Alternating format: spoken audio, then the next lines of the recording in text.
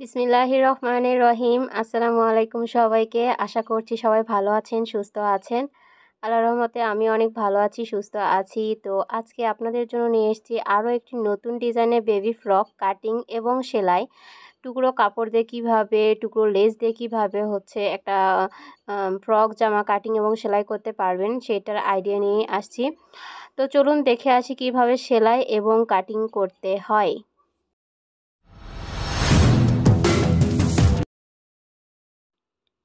তো আমি এখানে লেজের টুকরাগুলো নিয়েছি 2 রকমের এবং হচ্ছে কাপড় নিয়েছি। তো কাপড় হচ্ছে এখানে দেখুন একটি টুকরো আছে, এটা দিয়ে বডি তৈরি করব সামনের, আর এটা দিয়ে পেছনের বডি তৈরি করব। তো প্রথমে 1/2 ইঞ্চিতে আমি মার্ক করে নিচ্ছি, আর 2.5 ইঞ্চি বাদ দিয়ে আমরা 11.5 ইঞ্চিতে একটি মার্ক করে দিচ্ছি, এটা বডির ঝুল। তারপরে আমরা কেটে দেব কাপড়টি।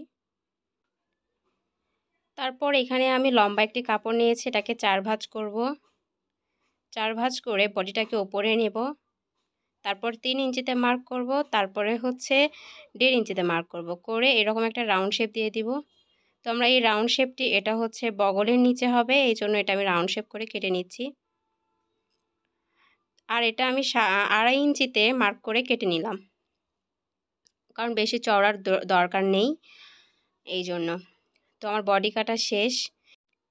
এখন আমি আমব্রেলা হাতা কাটার জন্য 2টি পার্ট নিয়েছি 11 ইঞ্চি বাই 11 ইঞ্চি, সেটাকে আমি আবার 4 পরল করে ভাঁজ করলাম। দেখুন 2 দিকে বন্ধ সাইড আর হচ্ছে 2 দিকে খোলা সাইড। তো যেদিকে বন্ধ সাইড সেই দিক থেকেই আমি হচ্ছে সমান করে রাউন্ড করে নিচ্ছি, সব দিকে একই মাপ দিয়ে রাউন্ড করে নিচ্ছি, নিয়ে আমি কেটে দিচ্ছি।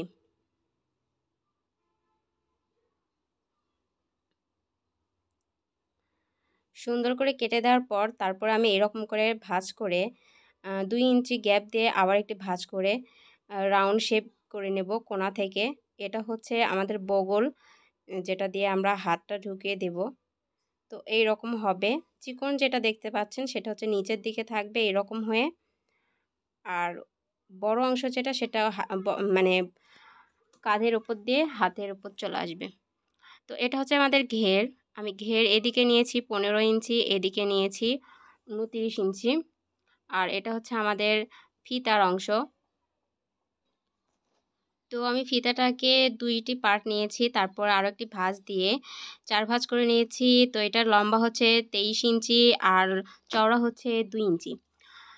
তো এখানে আমি প্রথমেই বডির জন্য যে এক্সট্রা একটি কাপড় কেটেছিলাম সেটাকে 2 ভাঁজ করে নিচ্ছি, সেলাই করে নিচ্ছি। তো এটাকে আমি এখন প্রথমে মানে বডিতে জয়েন করে নেব।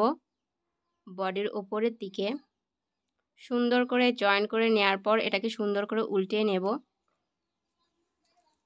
উল্টিয়ে নেওয়ার পর আমি লেসটাকে এইভাবে বসিয়ে দেব। তো ডাবল করে বসিয়ে দেব, এই লেসটা একটু বেশি আছে তাই। তারপর নিচের অংশে মানে সামনের পার্টের নিচের অংশে বসিয়ে দিব এরকম করে। বসিয়ে দেওয়ার পর 2 ইঞ্চি করে মার্ক করে নিলাম আমাদের হাতা এইভাবে বসিয়ে দেওয়ার জন্য। তো এইরকম করে বসিয়ে দেব হাতাটি। তো তার জন্য আমরা হাতাটিকে প্রথমে একটি ভাঁজ দিয়ে করে নিচ্ছি রাউন্ডটি, তারপরে আরও একটি ভাঁজ দিয়ে করে নেব। তো ভাঁজ দেওয়া শেষ, এটাকে আমি সুন্দর করে সমান করে ভাঁজ করে নিয়ে চিহ্ন করে দিচ্ছি। তারপরে এটাকে আমি একটি ভাঁজ দিয়ে নেব। ভাঁজ দিয়ে নেওয়ার পর এই দিক দিয়ে আমি কালো লেসটি বসিয়ে দেব সুন্দর করে।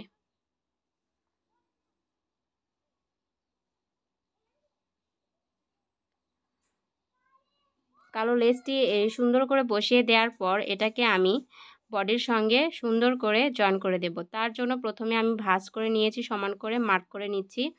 2.5 ইঞ্চিতে প্রথমে মার্ক করে নিয়েছি, যেহেতু আমি বডি 2.5 ইঞ্চি কম নিয়েছি।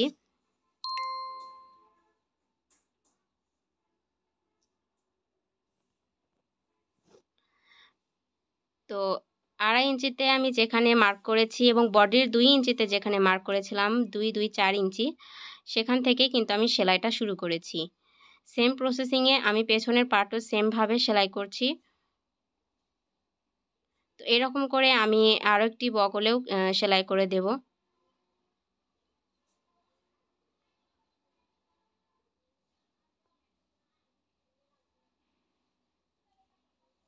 তো আমার বডি করে নেওয়া শেষ, আমি সাইডে সেলাই করে নিচ্ছি।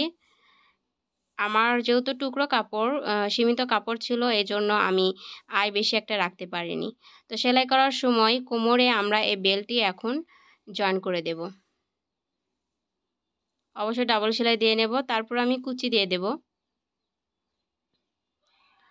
তো আমি চিহ্ন করে নিয়েছি, আপনাদের সুবিধার্থে আপনারা বডিতে যতটুকু চিহ্ন করবেন এবং ঘিরেও ততটুকুই চিহ্ন করে নেবেন। তারপরে কুচিটি খুব সুন্দর করে বসিয়ে দেবেন।